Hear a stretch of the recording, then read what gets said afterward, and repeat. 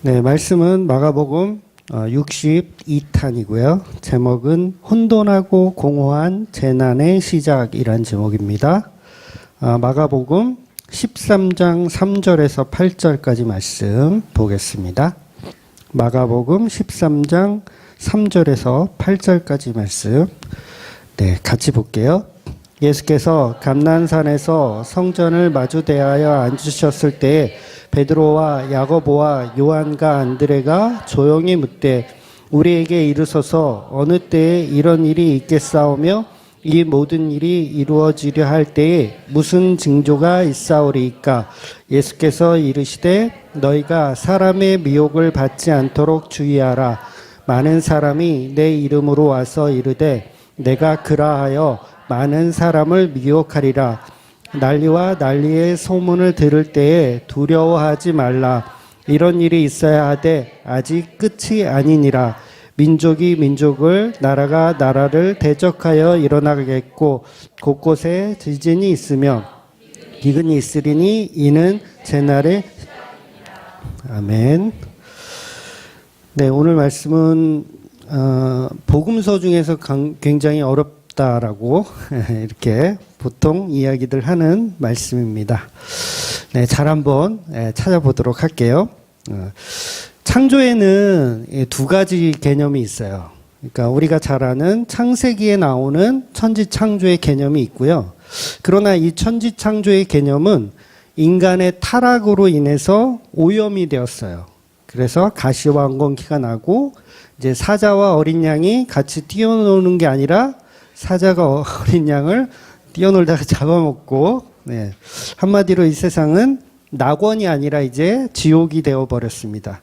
그래서 새로운 창조가 필요한데 그 새로운 창조가 바로 이제 재창조다, 이렇게 말씀을 드리는 겁니다.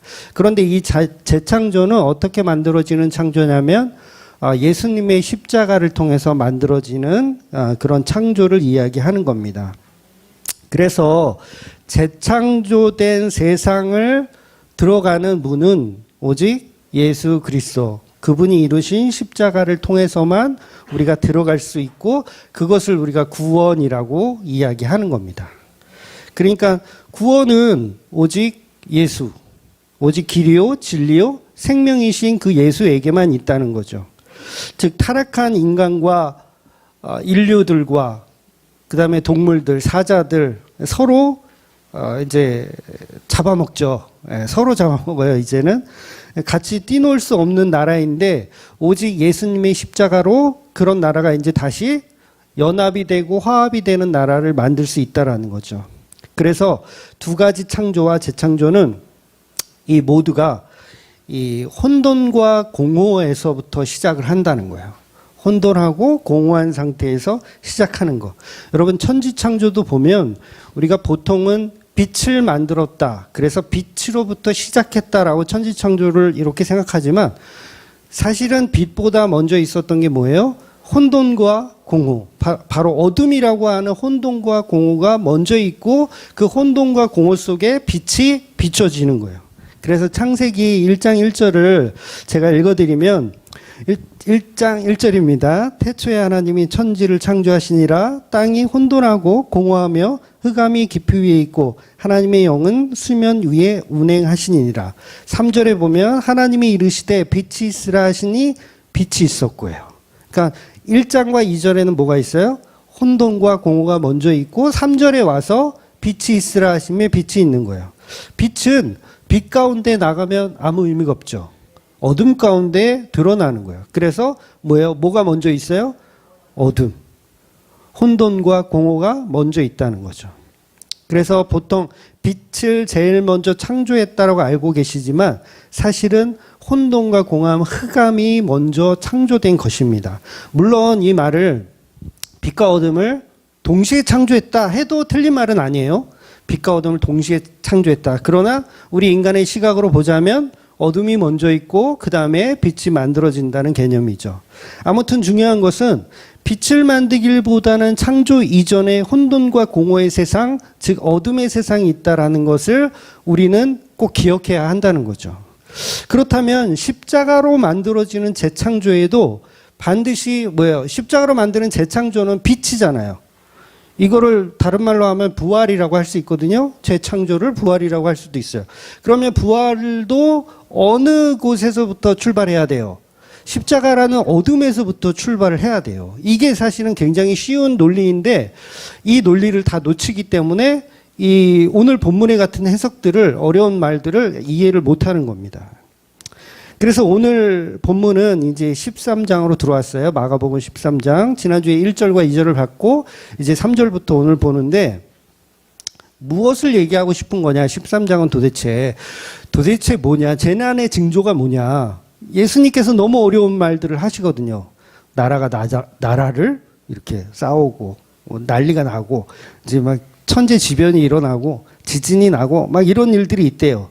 그럼 무슨 얘기를 하고 싶은 거냐면 바로 그 재창조에 일어날 그 이전의 일들에 관한 이야기를 하고 있는 거죠. 즉 혼돈과 공허에 관한 이야기를 하시는 거예요.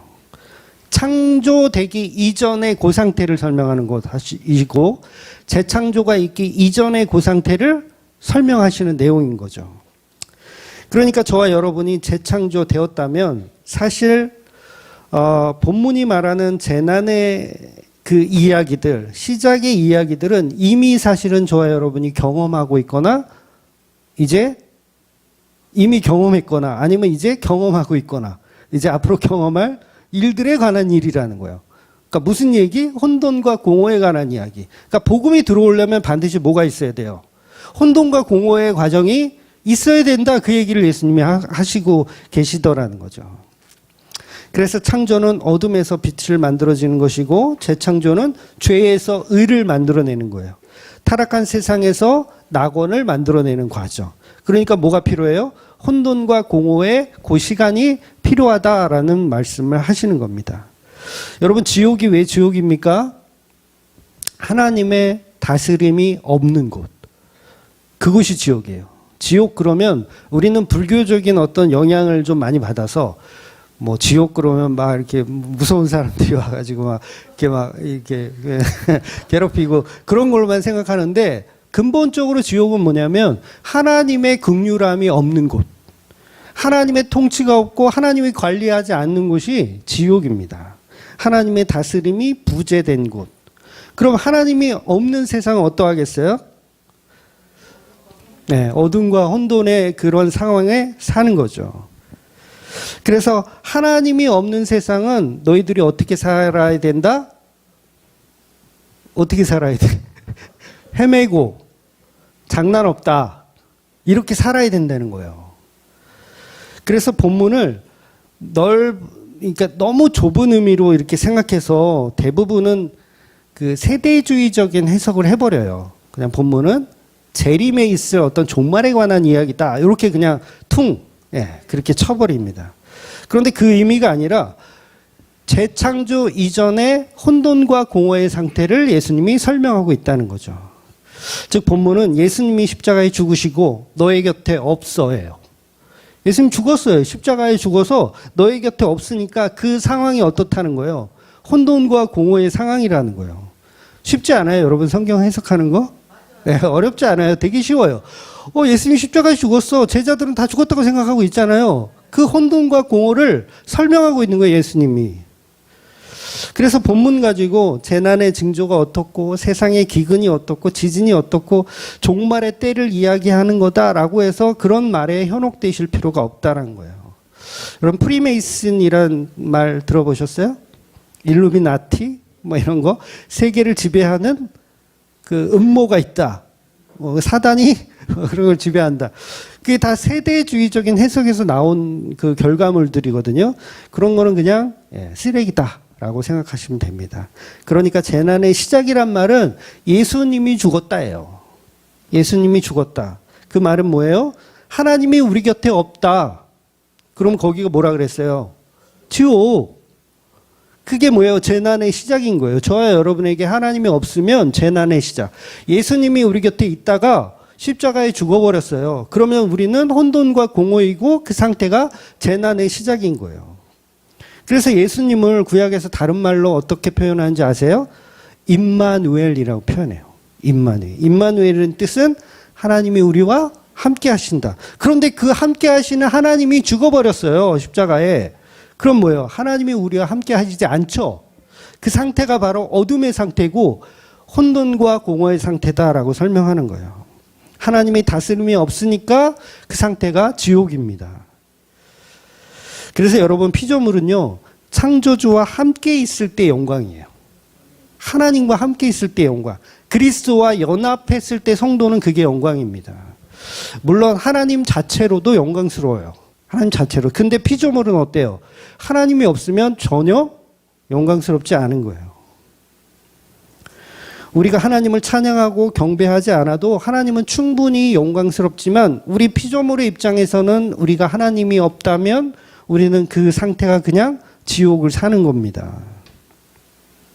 그래서 창세기에 보면 하나님이 피조물을 만들기 전에 너희들은 이런 상태, 혼돈과 공허의 상태, 그리고 피조물이 갖추어지면 그때 비로소 하나님 보시기에 좋았더라는 말씀을 하시는 거죠. 그런 측면에서 오늘 본문도 창조물은 있는데 예수이신 하나님이 없는 상태를 혼돈과 공허라고 표현하고 있는 거예요. 그래서 혼돈과 공허는 하나님과 피조물이 함께 있지 않을 때 그것을 혼돈과 공허, 임마누엘이 없는 상태라고 말하는 겁니다. 그래서 지옥 가는 자들은 하나님이 다스림이 없는 지옥을 살고 있는 거예요. 그것은 피조물은 있는데 하나님은 없어요. 그래서 이 땅이나 지옥이나 다 마찬가지죠. 하나님이 없다면 그들은 이미 지옥을 살고 있고 혼돈과 공허를 살고 있는 거예요. 그래서 바로 십자가로 만들어지는 혼돈과 공허의 상태, 그것을 재난의 시작이다라고 표현하고 있는 겁니다. 물론 제자들은 이 말씀이 무슨 말인지를 아직은 못 알아듣습니다. 그래서 세상 사람들은 열심히 자기 인생을 지금도 살아가고 있어요. 그러나 그 속에 하나님이 없기 때문에 그 상태가 바로 혼돈과 공허의 상태인 거죠. 그러니까 세상 사람들은 무엇으로도 그걸 채울 수가 없어요. 채울 수 없습니다. 그냥 잠깐 채울 수는 있어요. 어떤 돈, 명예, 권력 가지고 잠깐 그걸 만족하는 척은 돼요. 그런데 뒤돌아서면 다시 공허에 빠지는 거죠. 그러니 세상 사람들은 갈증을 채우기 위해서 부단히 노력하며 사는 거예요. 권력을 쟁취하기 위해서, 명예를 갖기 위해서, 돈을 벌기 위해서, 그 공허함을 채우기 위해서 백화점 가서 쇼핑을 하고 명품으로 도배를 해보는 거예요. 이 공허함을 채우기 위해서 명품을 들어야 되거든요. 네. 그리고 좋은 차를 끌어야 되고 좋은 집을 살아야 되고 다 뭐예요? 내면의 갈증이 해소되지 않으니까 그런 것이라도 해가지고 만족을 하고 싶은 거예요. 이런 것은 절대로 우리의 갈증을 채울 수가 없습니다. 돌아서면 또 갈증이 나요. 그래서 똑똑한 지성인들은 이런 것 가지고는 안 되는구나. 그러면 다른 걸 해보자 해서 만들어내는 게 뭐냐면 그게 종교라는 거예요. 그래서 오히려 종교는 세상의 방식과는 조금 달라요. 예를 들면 무소유를 주장해버려요. 아예. 명품이고 뭐 좋은 차고 좋은 집이고 다 필요 없고 우리는 무소유다. 이러면 좀 갈증이 해소될까? 해소돼요?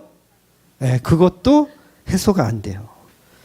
그러니까 교회 다니는 사람도 마찬가지예요. 하나님을 이용해서 나의 갈증을 채우는 도구로 삼아서 신앙하고 있다면 그 역시 그냥 종교 생활을 하는 것이고 복음으로 채워지지가 않는 상태라는 거예요.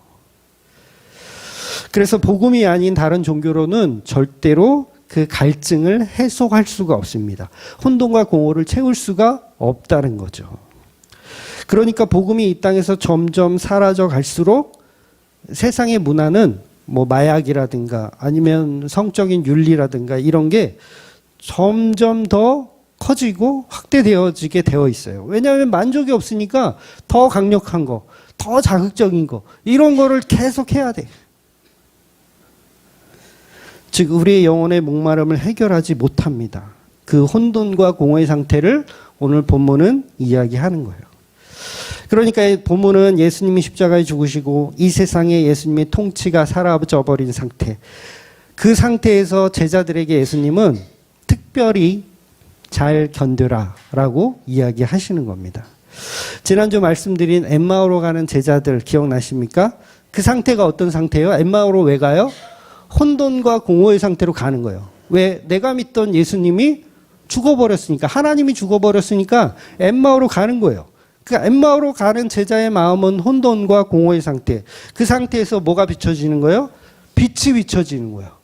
그러니까 부활하신 예수님이 오셔서 빛으로 그들에게 그 공허함을 채워주시는 거죠. 그러니까 이 말씀 가운데 예수님이 모세오경에 기록되었던 말씀이 나에 대한 이야기였어. 선지자의 글이 나에 대한 이야기였어. 시편의 글이 나에 대한 이야기였어. 내가 죽기 전에 설명했던 모든 내용들이 다 나에 대한 이야기였어 라고 빛을 비춰주시니까 그때서야 비로소 혼돈과 공허가 해결이 되고 이제는 뭐예요? 예루살렘을 가서 그 복음을 알려야겠다 이렇게 바뀌는 거죠. 그래서 다른 제자들도 마찬가지입니다. 예수님 빛으로 찾아가세요. 부활하신 이후에 혼돈과 공허의 상태에 있는 제자들 문을 다 걸어 잠그고 이제 언제 우리가 죽을지도 모른다 이러고 벌벌 떨고 있을 때 예수님이 빛으로 혼돈과 공허의 상태에 있는 제자들을 찾아가시더라는 거죠.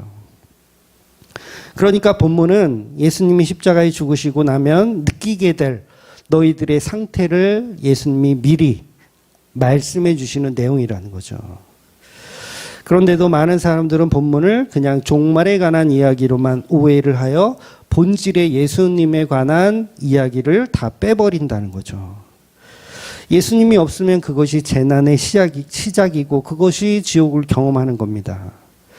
물론 마가복음 13장을 종말의 이야기다, 종말의 이야기가 아니다라고 할 수는 없어요. 왜냐하면 그게 다 포함이 되어 있는 말씀들이기 때문에 그래요.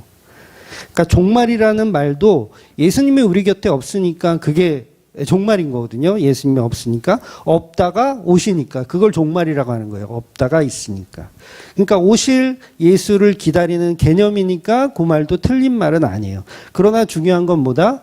예수님이 십자가로 죽은 그 혼돈과 공허에 대한 이야기를 본질적으로 예수님은 하신다는 거죠. 여러분 코끼리 꼬리를 이렇게 지적? 코끼리 꼬리를 만지면서 이것이 코끼리다 해도 맞죠? 네, 코끼리 머리를 잡고 이것이 코끼리다 그래도 맞죠? 그러니까 그런 의미로 이해하셔야 된다는 거예요. 그러니까 본질적으로는 십자가에 죽으신 예수님에 대한 혼돈과 공허의 이야기라는 거죠. 그래서 28절에 보면 이제 나중에 좀 보겠지만 28절에 이런 말씀이 있어요. 제가 읽어드릴게요. 무화과 나무의 비유를 배우라. 그 가지가 연하여지고 잎사귀를 내면 여름이 가까운 줄 아나니 천지는 없어지겠으나 내 말은 없어지지 아니하리라. 요 말씀이 13장에 같이 들어있어요. 그러니까 예수님이 죽어서 없어진 것 같지만 뭐는 영원하다? 예수님의 말씀은 영원하다. 그러니까 예수님은 죽은 것 같지만 죽은 게 아니라 부활하실 것이다. 그 말씀이 영원하다. 그러니까 이 말이 재림하였다. 이 말과 같은 맥락의 말이라는 거예요. 그래서 이제 오늘 본문을 이제 구체적으로 들어가 보겠습니다. 제자들의 질문으로, 서론이었어요. 제자들이 이제 질문을 해요. 아주 민감한 질문, 아주 조심스럽게 하는 거예요. 이런 일이 어느 때에 있겠습니까? 라고 시작하는 거예요. 도대체 제자들은 질문하고 싶은 이런 일이 무엇이고 어느 때는 뭘까요? 네. 그래서 이게 목사님들이 지금도 예수님의 답변의 내용을 문자적으로만 해석을 하기 때문에 이것은 예수님이 재림에 관한 마지막 때의 질문이구나 생각을 합니다. 그런데 조금 전에 설명드린 것처럼 본문의 문맥과 연결해서 보면 십자가 이야기를 하는 거예요. 그러니까 앞에 문맥과 연결해 보면 예수님이 감람산에서 올라가서 성전을 바라보시며 감람산이 성전보다 약간 높아요. 그렇게 생각하면 돼요. 감람산에서 성전을 바라보시면서 앉아 계실 때 제자들이 물어보는 거예요. 그러니까 지난주에 1절과 2절에 어떤 내용이 있었냐면 성전이 아름답습니다. 그랬더니 예수님이 그 성전은 곧 무너질 것이다. 돌 위에 돌 하나도 남지 않고 무너질 것이다. 라는 말씀을 하셨어요. 그러니까 이게 제자들은 그게 두려운 거야. 여러분 성전은 언제 무너져요? 전쟁 때 무너져요. 성전이 그냥 스스로 무너진 적이 없어요. 늘 전쟁 때문에 폐허가 됐을 때 성전이 무너져 왔단 말이에요. 그럼 제자들이 어떻게 생각하겠어요? 예수님이 성전 무너진다고 하면 전쟁이 일어나겠구나 이렇게 생각할 수밖에 없죠. 그러니까 예수님은 지금 왕이 되실 것인데 성전이 무너진다고 하니 제자들은 짱구를 막 돌려야 되잖아요. 그러면 어떻게 해석하겠어요? 예수님이 왕이 되시지만 이 왕국은 천년만년 가는 게 아니라 언젠가는 또 무너질 날이 오겠구나. 그러니까 조용히 물어야 되겠죠. 예수님한테. 그 날이 언제입니까? 라고 물어보는 거예요. 그러니까 제자들은 자기들이 이 성전이 왜 무너지는지도 모르고 그냥 자기 생각한 대로 질문하는 거예요. 그러니까 예를 들면 이런 거죠. 제가 여러분에게 말하기를 우리 큰아들이 이제 국수 먹을 날이 곧 가까워집니다. 이렇게 얘기했다고 치자고요. 치면 여러분들은 그 말을 어떻게 이해하겠어요? 우리 큰아들 예주가 결혼을 하나 보다. 그렇게 여러분 이해하실 거 아니에요. 아닌가요? 요새는 그런 표현 안 해요? 국수 먹을 날이 곧 가까워질 거예요. 그러면 대부분 이제 결혼할 날이 될 거라고 생각하는 거예요. 그런데 그 결혼식이라는 뜻을 모르는 상태에서 질문을 하는 거예요. 국수를 먹을 날이 온다고 하니까 그럼 국수 먹을 날엔 어떤 징조가 일어나나요? 이렇게 물어보는 거예요. 이해가 되시죠? 어떤 징조가 일어나나요? 그래서 제가 설명을 합니다. 전국의 온갖 친척들이 다 모일 것이요. 경상도와 전라도와 제주도에 있는 친척까지 다 서울로 경기도로 모일 것이라. 소문과 소분이 나고 난리는 빼고요. 국수 먹는 장소가 여기 있다 저기 있다 이렇게 할 것이다. 이렇게 설명한 거예요. 실제로 그 예식장 가면 복잡하잖아요. 국수 먹는 장소가 어딘지. 요새는 다 뷔페로 하지만 막 엉뚱한 곳에 축의금 내는 사람도 있고 자기는 신부 측에 내야 되는데 신랑 측에 잘못 내고 밥 먹을 때도 요새는 다 같이 하지만 옛날에는 막 뷔페도 신랑 측 따로 신부 측 따로 막 이렇게 하는 경우도 있었어요. 엉뚱한 곳 가서 밥을 먹기도 하고 막 이렇게 예수님은 지금 십자가로 이루시는 그 혼돈과 공허에 대해서 설명하고 계신데 제자들은 뭘로 알아듣고 있냐면 멸망의 날에 대한 걸로만 알아듣고 있는 거예요. 그러니까 서로 안 맞아. 서로 동문서답으로 들리는 거예요. 그러니까 예수님의 말씀을 제자들은 지금 못 알아듣는 게 맞습니다. 근데 언제 알아들어요? 예수님 부활하시고 빛이 비춰졌을 때, 성령의 빛이 비춰졌을 때 그때 알아듣는 거예요. 지금은 못 알아들어요. 그게 결혼식에 관한 이야기인지 예수님이 십자가에 관한 이야기인지 못 알아듣는 거예요. 그러니까 십자가에 관한 혼돈과 공허를 제자들은 지금 못 알아듣습니다. 간혹 우리 교회에 이제 처음 오시거나 아니면 유튜브로 이제 제 설교를 이제 제가 이제 권할 수도 있거든요. 제가 이렇게 지인들한테 설교 좀 들어보시라고.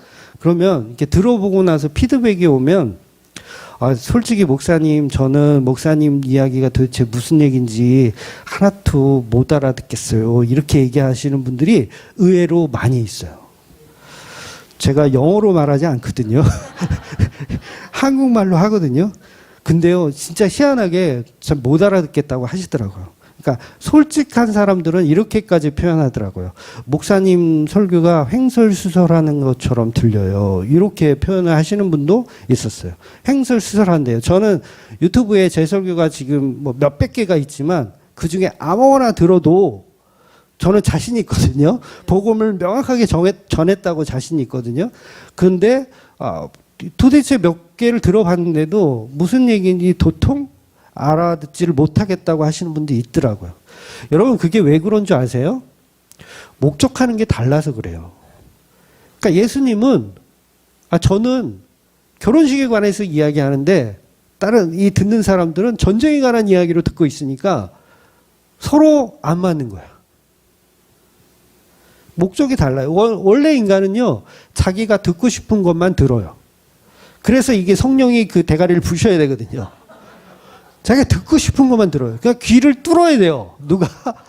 성령의 귀를 뚫어야 돼요. 이게 귀가 잘 안 들리니까 뜨끔뜨끔 들리니까 행설수설로 들려요. 여러분 옛날 코미디 프로에 그 맹구 아시죠? 맹구 코너 이렇게 막 시작할 때 막 어떤 그 다른 여학생이 막 재밌는 이야기를 해요. 막 무슨 예를 들어서 뭐라 할까 흥부놀부 이야기를 막 해요. 그럼 맹구가 옆에서 막 듣다가 너무 재밌게 들어. 그러다가 선생님이 딱 오시면 선생님 제가 재밌는 얘기 해줄게요. 그러고 막 단어들만 막 조합해가지고 행설수설 무슨 얘기인지 하나도 조합이 안 돼. 아, 이런 코미디 프로를 모르시는군요. 안 들리는 거예요. 뜨면 그냥 단어들만 들리는 거예요. 그러니까 지금도 오랜 시간 이 마가복음이요 13장이요 풀리지 않고 있어요. 많은 목사님들이 그냥 이거 세대주의적인 해석으로 그냥 이해를 하고 있다라는 거죠. 그러니까 본문의 제자들도 예수님의 말씀이 동문서답하는 걸로 해석할 수밖에 없어요. 그럴 수밖에 없는 것이 목적하는 바가 전혀 다르기 때문입니다.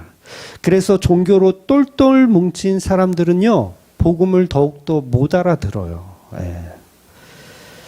그래서 결국은 본문의 내용 가지고 종교적인 교훈을 계속 삼습니다.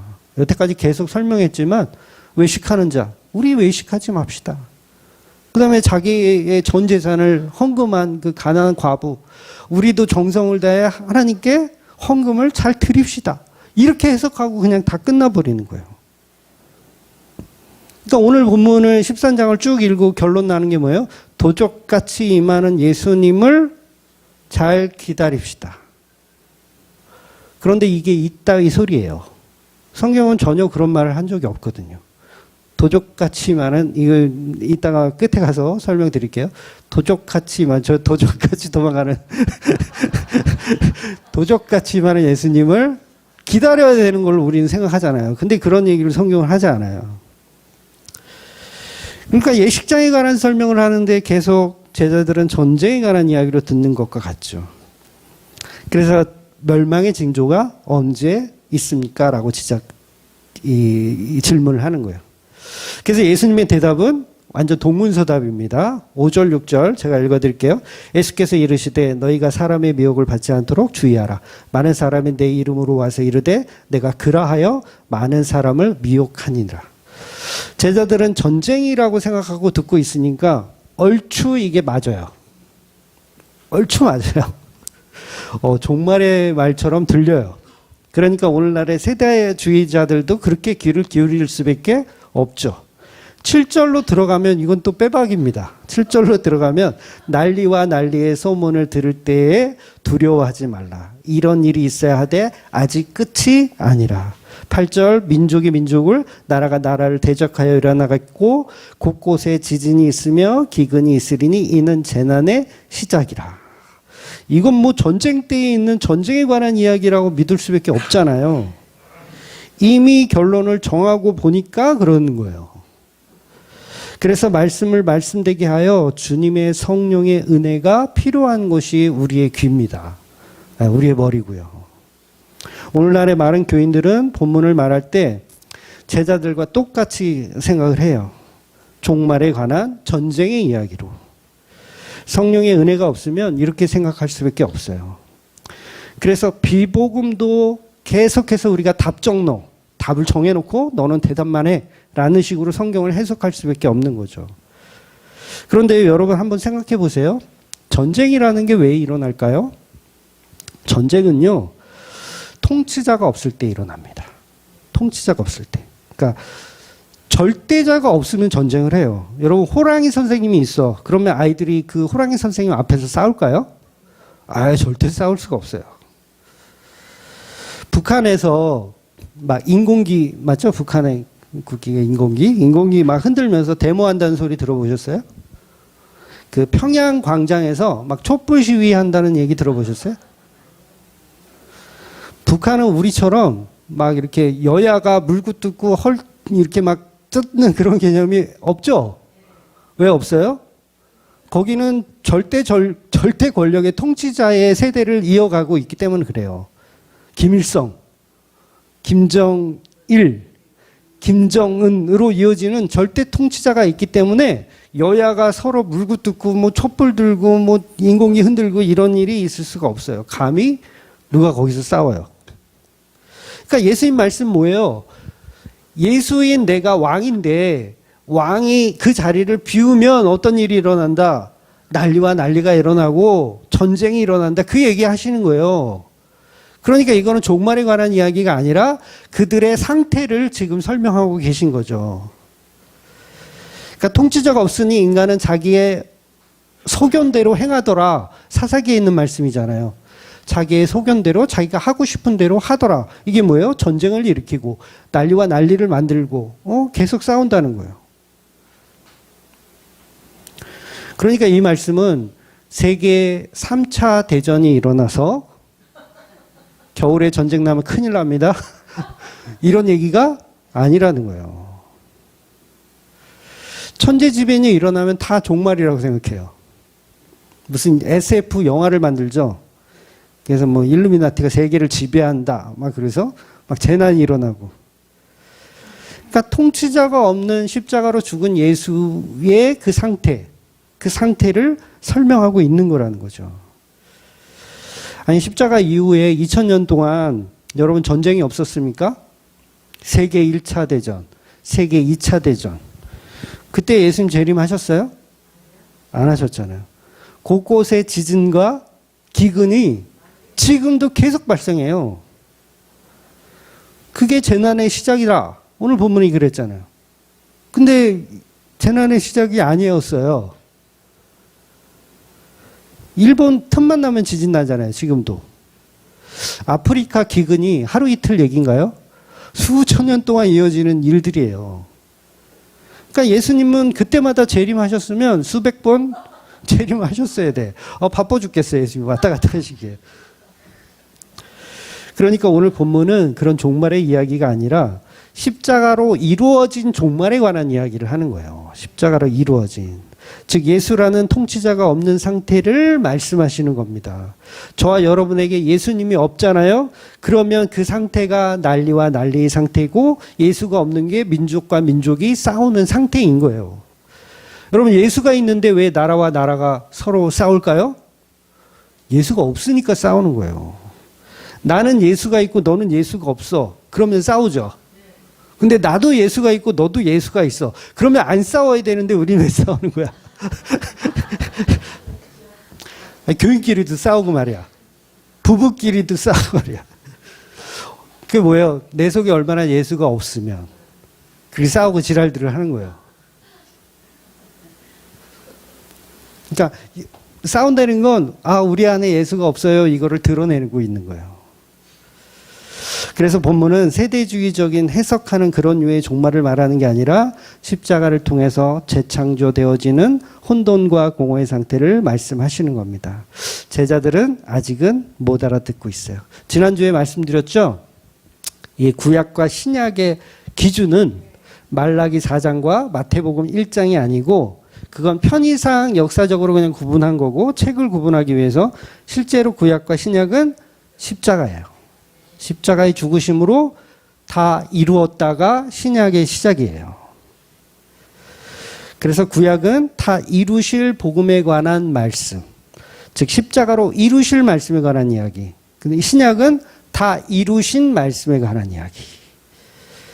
그러니까 쉽게 말하면 십계명을 예수님이 십자가에서 다 이루신 말씀이 신약이에요. 산상수훈을 예수님이 십자가에서 다 이루신 말씀이 신약의 말씀인 거예요. 그래서 그걸 복음이라고 하는 거예요. 그거 전하는 거예요, 여러분. 십계명만 전하면 그건 율법이에요. 산상수훈만 전하면 그건 율법이라고 하는 거예요. 뭘 전해야 돼요? 그것을 이루신 분이 십자가에 이루신 분이 예수다. 그걸 전하는 게 복음이라는 거예요. 근데 우리는 복음을 안 전하고 뭘 전해요? 십계명만 전해요. 주일 성수해야지. 11조 내야지. 오른뺨을 치면 왼뺨을 돌려대야지. 오리를 가져가면 십리를 가야지. 이러면서 뭐예요? 뭘 전해요? 율법을 전하는 거예요. 율법을. 근데 복음은 뭐예요? 그걸 다 해내신 분이 예수님이셔. 어디서 하셨냐면 십자가에서 그걸 다 이루셨어 라는 복음을 전해야 되는데, 복음을 안 전하고 쌍 다 율법을 전하고 있다니까요, 교회들이. 그러니까 예수님이 오죽하면 그들에게 찾아가셔서 혼돈과 공허에 있는 상태에 있는 우리 인간들, 저와 여러분을 찾아오셔서, 야, 모세오경이 나에 대한 이야기야. 선지자의 글이 나에 대한 이야기야. 야, 이 시편의 글이 나에 대한 이야기야. 이거를 일일이 설명을 해주냐고요. 얼마나 속이 터지셨으면. 한 명도 복음이 없어요. 예수님 십자가에 딱 달려서 죽으시고 나서 단 한 명도 복음을 아는 자가 없는 거예요. 그래서 예수님이 직접 찾아가시고 성령이 찾아가셔서 귀때기를 열어주셔야 복음이 들리더라는 거예요. 그래서 마가복음도요, 신약 강해는 사실 이제 예수님이 죽으시고, 그게 이제 15장 37절인가 예수님이 죽으시고거든요. 거기까지는 다 뭐예요? 구약이에요.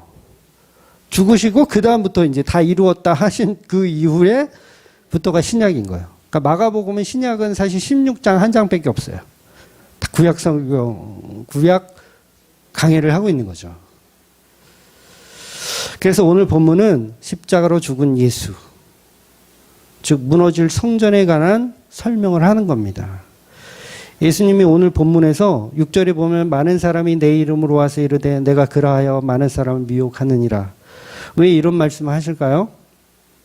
구원의 방법은 예수님의 십자가뿐인데, 십자가는 공허와 혼돈의 맛을 낸다라는 표현을 하는 거예요. 근데 그게 인간들은요, 달지 않아요. 혼돈과 공허가 여러분 달아요? 안 달아요. 그러니까 뭐예요? 미혹하는 자들은 달기 밤양갱. 지난주에 했죠? 못 알아들어서. 그러니까 미혹하는 자들은 계속 달기 다른 이야기를 해요. 달다고, 설탕처럼 달다고. 근데 예수님 뭐예요? 혼돈과 공허, 십자가에 대한 이야기를 한다고요. 맛없는 이야기를 하더라는 거예요. 왜냐하면 십자가가 뭐예요? 신은 죽었다예요. 신은 죽었다. 당연히 피조물인 우리에게 신이 없다. 그래서 우리는 혼돈과 공허의 상태이다. 그래서 그 상태에서 뭐예요? 조심해라.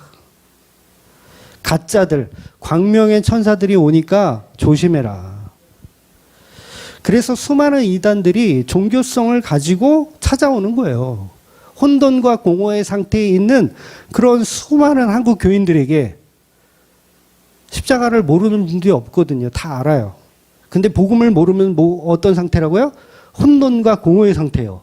그러니까 그 혼돈과 공허의 상태가 먹잇감이야. 누구한테? 이단들에게 먹잇감이에요.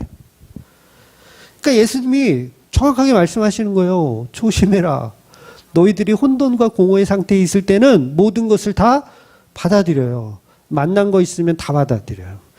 그러니까 신천지가 그렇게 부흥성장할 수가 왜 그런 거예요? 혼돈과 공허에 있는 상태의 이 교인들이 너무 많아, 한국교회에. 그러니까 이단하면은, 야, 성공률이, 끝내줘. 10년 해가지고 이거 몇 명 안 되는데, 이단으로 했으면은 한 10,000명 만들었을 것 같아. 왜냐면, 혼돈과 공허의 상태에 있으니까 척척 잘 물어. 그냥 조금만 던져주면 덥석덥석 물어요. 근데 이놈의 복음은 맞대가리가 없으니까 안 물어. 그러니까 이 귀를 열어준 분만, 선택된 분만 물어야 되니까. 포인트가 없어. 낚시로 치면 포인트가 없어요. 다른 사람은 여기서 막 엄청 많이 낚는데 나는 여기서 피레미 한 마리 가지고 해야 돼.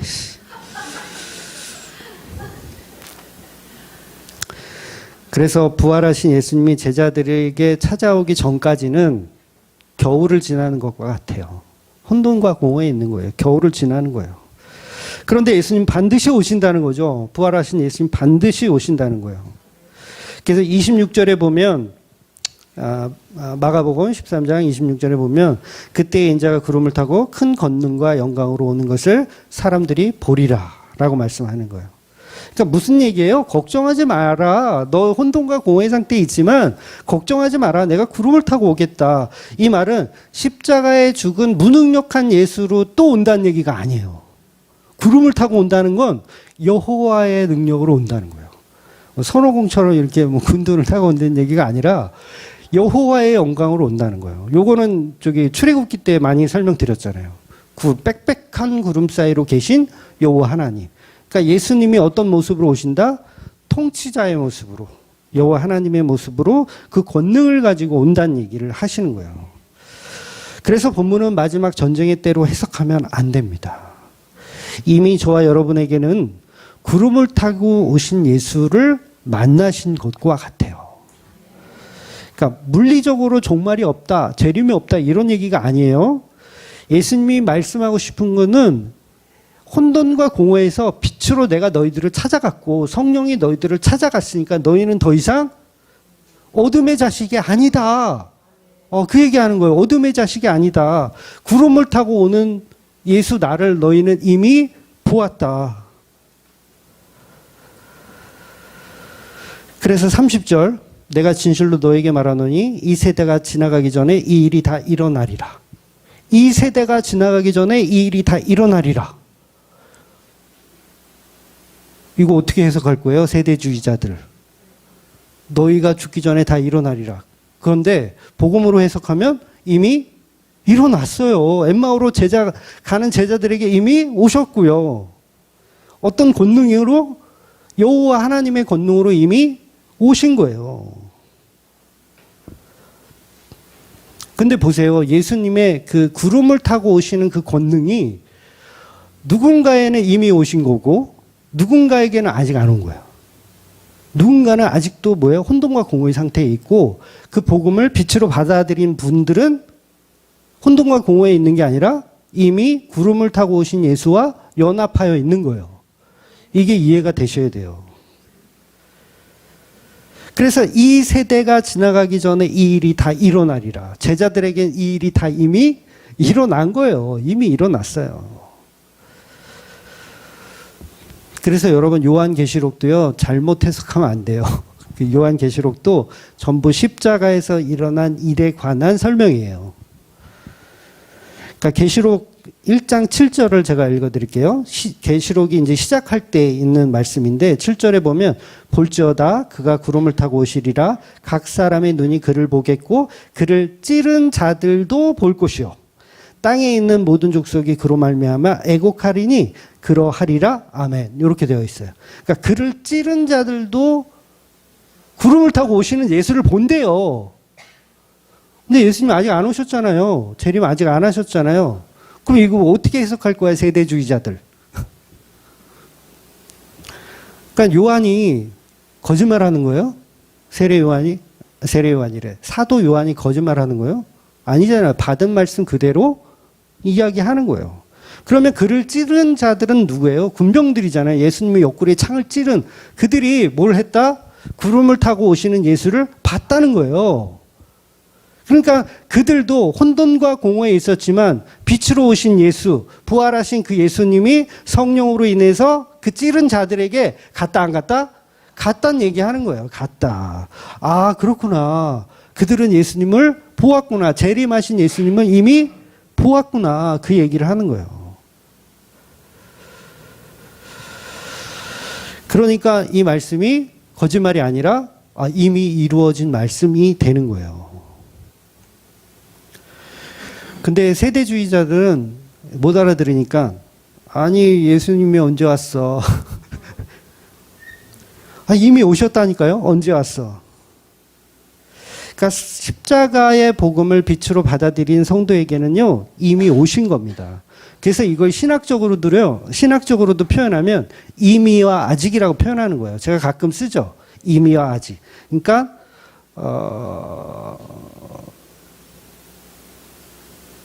하나님의 시간에서는 세상의 시간과 달라요. 그래서 이미와 아직이 맞는 말이 되는 거예요. 그러나 이미 아직 아닌 이라고 표현할 수 있는 거죠. 여러분, 베드로가 이미 구름을 타고 오시는 예수를 본 거예요. 사도 바울이 이미 삼층천에서 구름을 타고 오신 예수를 본 겁니다. 본 거예요. 스데반 집사도 사도 요한도 다 마찬가지예요. 이미 구름을 타고 오신 예수. 구름을 탄다는 얘기는 다시 한번 말씀드립니다. 선호공이 아니라 예수님이 여호와시다. 요걸 봤다 안 봤다? 봤다. 사도행전 7장 55절, 56절. 이거 스데반이 마지막 설교하는 부분 대목이거든요. 제가 읽어드릴게요. 스데반이 성령 충만하여 하늘을 우러러 주목하여 하나님의 영광과 빛 예수께서 하나님 우편에 서신 것을 보고 말하되 보라 하늘이 열리고 인자가 하나님 우편에 서신 것을 보노라 한대. 스데반이 뭘 봤어요? 예수님 본 거예요. 어떤 예수님? 구름을 타고 오시는 영광 가운데 여호와의 우편에 앉아 계신 그 예수를 누가 봤다? 스데반이 본 거예요. 너희 세대가 지나가기 전에 너희가 구름을 타고 오는 예수를 볼 것이다. 이 말씀이 스데반에게 이루어졌다고요. 그러니까 저와 여러분에게도 사실은 이루어지고 있고 이루어졌고 이루어질 것입니다. 근데요, 이 이야기를 스데반이 하고요. 어떤 일이 벌어집니까? 유대인들이 돌을 들어서 그들을 때려 죽여요. 왜 때려 죽여요? 자기들이 하나님 예수가 하나님이라고 하니까, 봤다고 하니까. 그래서요, 진짜 성도는요, 재림 같은 거 기다리지 마세요. 재림 기다리지 마세요. 예수님은 이미 여러분 속에 재림하고 계십니다. 다시 말씀드리지만 물리적인 재림이 없다라는 얘기를 하는 게 아니에요. 종말은 반드시 있어요. 이 세상 끝나는 종말이 있어요. 그런데 그 종말을 기다릴 필요는 없다라는 얘기를 하는 거예요. 여러분이 각각 개인적으로 다 스데반처럼 죽으실 때 구름을 타고 오시는 예수를 다 보시는 거예요. 너무 쉽지 않아요? 성경 해석? 제가 어렵게 하나요?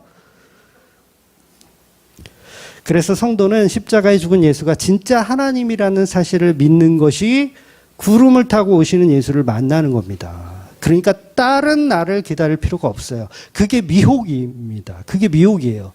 본문에서 말하고 있는 예수님의 미혹이 그겁니다. 이 복음을 제자들이 알고 있었어요. 베드로가 알았고 사도 요한이 알고 있었고 사도 바울이 알고 있었습니다. 그래서 그들의 인생은 십자가 속 부활이 영광임을 알고 있었어요. 그냥 부활이 아니라 십자가 속 부활이 영광임을 알고 있었던 겁니다. 그래서 제자들은요, 혼돈과 공허의 상태로 살지 않았어요. 물론 겉모습을 이렇게 보면 혼돈과 공허에 사는 것 같아. 애들이 다 좀 그래, 좀 찌질하고 좀 그래. 근데 뭐예요? 그 내면에는 정말 환희와 감격과 그 인생이 기쁨으로 가득 찬 인생을 살아요. 맨날 두드려 맞고 맨날 파도에, 그러니까 광풍을 만나고 막 배가 난파되고 그래도 그 안에 뭐가 있다? 빛이신 예수님이 이미 구름을 타고 오신 예수님이 그 안에 있는 거예요. 그러니까 저와 여러분도 예수님의 약속이 있다면 말씀은 영원하다 했잖아요. 말씀 영원하다. 그 말씀이 우리 안에 있으면 이것이 재림인 거예요. 복음이 있다면 이미 예수께서 다 이루었다라고 하셨기 때문에 다른 재림을 또 기다린다는 것은요, 그거 안 믿는다는 얘기거든요. 내가 네 안에서 다 이루었어. 근데 이걸 안 믿으니까 뭐예요? 외부에 있는 재림을 자꾸 기다리는 거예요. 마태복음 마지막 장에도 예수님 분명히 말씀하셨거든요. 제가 읽어드리면 24장 20절입니다. 내가 너희에게 분부한 모든 것을 가르쳐 지키게 하라. 볼지어다 내가 세상 끝날까지 너희와 항상 함께 있으리라. 내가 너희와 항상 함께 있으리라. 그랬는데 이 말씀이 안 믿어지면 재림을 기다리게 된다고요. 예수님 나하고 함께 계신 것 같은데 예수님 없는 것 같아. 그럼 또 혼돈과 공허야. 그럼 뭘 찾아? 재림 예수를 또 기다리는 거예요. 그래서 우리 예루살렘 갑시다. 백투더 예루살렘. 그래서 예루살렘 가서 감람산에 예수님 재림하신다 막 난리 부르스를 치고. 그게 왜 그래요? 내 안에 예수가 없으니까 감람산 찾아가는 거예요. 비행기표 끊어가지고 예루살렘 가고. 도대체 말인지 막걸리인지 못 알아듣는 거예요. 그래서 목사들도 여기서는 말하라타 막 재림을 기다려야 됩니다. 막 이렇게 설교하다가 또 언제 가서는 예수님은 여러분 안에 있습니다. 이랬다 저랬다. 환장해요, 환장해. 그러니까 복음으로 내 안에 딱 예수님이 계시면 외부에 있는 예수님을 기다릴 필요가 없다는 거예요. 그래서 예수님이 오시기를 기다리며 이 땅을 지옥을 사는 사람들, 여기는 지옥이야, 예수님 곧 오실 거야, 이거 이미 뭐예요, 복음이 없는 거예요. 막 휴거 계산하고 예수님 언제 오실까, 1992년인지 옛날에도 그랬고 계속 계산해. 천국 가면 우리 상급 얼마일까 이런 거 막 계산해. 여기는 지옥인데 천국에는 많이 쌓아놨다 이거야, 자기가. 그러니까 막 거기 가고 싶어가지고. 이 자체가 그냥 이단 사상이에요. 이단 사상. 성도는 지금 이곳도 하나님이 함께 계시고 예수님이 함께 계시다면 하늘나라인 거예요. 가짜들은 예수님 여기 있다 저기 있다 거짓말 하는 겁니다. 우리 교회 와봐, 성령 체험을 할 수 있게 해줄게. 전부 거짓말이에요. 데살로니가전서 5장에 보면 아까 서두에 말씀드린 도적같이 오시는 예수님을 기다리라고 하는데, 여러분 성경을 다시 보시면 도둑같이 오시는 예수님을 바울은 기다리라고 하는 말이 아니에요. 목사들은 전부 거꾸로 해석을 해놨어요. 그러니까 바울의 말은 뭐냐면요, 이미 너희는 빛이다. 이미 너희는 혼돈과 공허였었는데 빛이신 예수님이 들어왔기 때문에 도적같이 오시는 예수를 기다릴 필요가 있다 없다? 없다라는 얘기하는 거예요. 그건 뭐예요? 종교인들이 하는 거예요. 재림 예수를 기다리는 건 종교인들. 왜냐하면 종교인들은 여전히 혼돈과 공허니까, 이 속에 예수가 없으니까 계속 재림 예수를 기다리는, 도둑같이 임하시는 예수를 계속 기다리고 싶은 거야. 누가? 종교인들이. 근데 바울은 호되게 야단치면서 이미 빛은 너희 안에 있어 라고 하는 거예요. 데살로니가 5장 4절 5절을 제가 읽어드릴게요. 형제들아 너희는 어둠에 있지 아니하매, 그렇죠? 아니라고 그러죠? 어둠에 있지 아니하매 그 날이 도둑같이 너희에게 임하지 못하리니. 뭐라 그랬어요 지금? 그 날이 도둑같이 너희에게 임하지 못하리니 너희는 다 빛의 아들이요 낮의 아들이라. 우리가 밤이나 어둠에 속하지 아니하나니. 사도 바울은요, 도둑같이 임하는 거 아니다, 그거 기다리지 마라 라고 얘기하는데, 목사님들은 다 예수님 언제 재림하실 줄 모르니까 오늘도 뭐예요? 우리가 열심히 충성봉사. 나쁜 짓 하고 있다가 예수님 오시면 어떻게 돼? 난감하잖아요. 그러니까 나쁜 일을 하면 안 돼. 그러니까 계속 좋은 일만 하고 있다가 예수님 오실 때까지. 그런 얘기가 아니에요. 깨어있으라는 말은 맞는데 그 깨어있으라는 게 뭐예요? 복음으로 깨어있으라는 말이지 내 안에 없는 외부의 예수를 기다리라는 말이 아닙니다. 여러분의 마음속, 저와 여러분 마음속에 예수가 없으면 우리는 언제나 다른 예수를 또 기다리게 되어 있는 거예요. 엉뚱한 곳에서 예수님의 재림을 기다리며 성령의 은혜가 없이 사는 겁니다. 그러나 진짜 성도들은요, 종말의 때와 상관없이 오늘이 바로 혼돈과 공허의 빛을 맞이하는 순간이며 오늘이 예수님 만나는 순간이에요. 모든 날이 다 예수님 만나는 순간입니다. 그래서 늘 함께 예수와 함께 있으니 어둠이 빛이 우리 안에 공존하며 살아가는 거예요. 제가 이 말씀 드릴게요. 늘 예수와 함께 어둠과 빛으로 살아가세요. 그러니까 보통은 여러분 빛으로 살아가세요라고 얘기할 텐데 저는 이렇게 얘기하는 거예요. 어둠과 빛으로 살아가세요. 요 말의 의미는 다음 주에 더 구체적으로 설명드리겠습니다. 그런 예수로 살아내시는 저와 여러분이 되시기를 주의 이름으로 축원드리겠습니다. 아멘. 기도하겠습니다.